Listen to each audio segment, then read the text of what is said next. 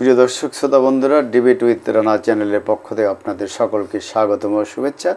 বন্ধুরা, আমি রাষ্ট্রবিজ্ঞানের ছাত্র হিসাবে যে বিষয়টা পড়েছি এবং বাস্তবেও দেখেছি, দেশে যখন কোনো রাজনৈতিক সংকট শুরু হয়, দেশের যখন অর্থনৈতিক অবস্থা ভালো না থাকে, দেশে যখন আইনশৃঙ্খলা পরিস্থিতির অবনতি ঘটে, দেশে যখন রাজনৈতিক দলগুলো পরস্পরের বিরুদ্ধে হানাহানিতে লিপ্ত হয়, ঝগড়া বিবাদে লিপ্ত হয়, সেই সময় সেনাবাহিনী একটা বক্তব্য নিয়ে হাজির হয় এবং তারা পরবর্তীতে দেশের দায়িত্ব গ্রহণ করে সেনা অভ্যুত্থানের মাধ্যমে।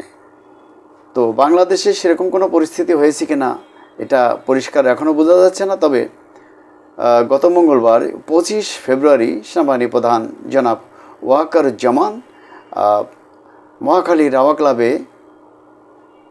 একটা বক্তব্যে তিনি বলেছেন, তিনি বিশ্বাস করেন, তিনি বলেছেন, আমার অন্য কোনো আকাঙ্ক্ষা নেই, একটি মাত্র আকাঙ্ক্ষা, তা হলো দেশ এবং জাতিকে একটা সুন্দর জায়গায় রেখে ছুটি করা, মানে ছুটিতে যাওয়া। আমরা সেনানিবাসে ফেরত যেতে চাই।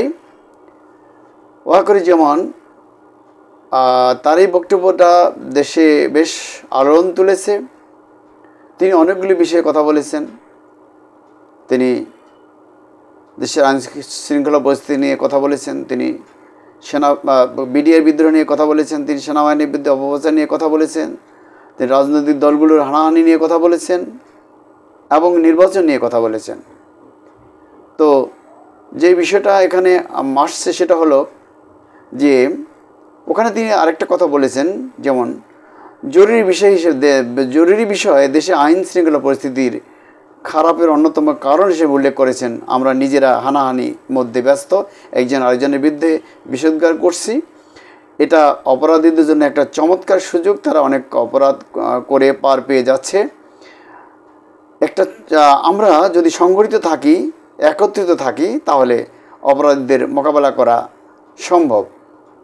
তিনি আরও বলেন, নিজেরা কাদা ছোড়াছুড়ি মারামারি কাটাকাটি করলে দেশ ও জাতির স্বাধীনতা সার্বভৌমত্ব বিপন্ন হবে। এই দেশ সবার, আমরা সুখে শান্তিতে থাকতে চাই। জনাব ওয়াকারুজ্জামান বলেন, আমরা দেশের একটা ফ্রি, ফেয়ার অ্যান্ড ইনক্লুসিভ ইলেকশনের জন্য ধাবিত হচ্ছি। তার আগে যেসব সংস্কার করা প্রয়োজন, অবশ্যই সরকার এদিকে হেল্প করবে। ডিসেম্বরের মধ্যে একটা নির্বাচনের ব্যাপারে প্রধান উপদেষ্টা একমত বলে উল্লেখ করেন তিনি বলেছেন, ডক্টর ইউনূসের সাথে তিনি যতবারই কথা বলেছেন, তিনিও চান দেশে একটা এক্সক্লুসিভ নির্বাচন হোক। এর আগে সেনাপ্রধান 1.5 বছরের মধ্যে একটা নির্বাচনের কথা বলেছিলেন, সেই হিসাবে ডিসেম্বরের এবারে নির্বাচন হতে পারে বলে তিনি পুনরায় অভিমত ব্যক্ত করেছেন তার এই বক্তব্যে।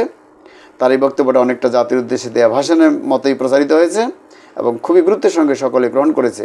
নানা সমালোচনার মধ্যেও আমি তার তেমন কোনো ত্রুটি দেখতে পাচ্ছি না। আমি দেখছি তিনি দেশের রাজনৈতিক দলগুলি যে হানাহানি, কাটাকাটি, মারামারি, সরকারের আইনশৃঙ্খলা পরিস্থিতি নিয়ন্ত্রণে আনতে না পারা, ধর্মমূল্য নিয়ন্ত্রণে আনতে না পারা, বিডিআর বিদ্রোহ নিয়ে সেনাবাহিনী যে কথাবার্তাগুলো আসতেছে, তিনি তাতেও অসন্তোষ প্রকাশ করেছেন। এবং তিনি সেনাবাহিনীর বিরুদ্ধে যে অপপ্রচারগুলো চলছে সেটা নিয়ে অসন্তোষ প্রকাশ করেছেন। তিনি বলেন,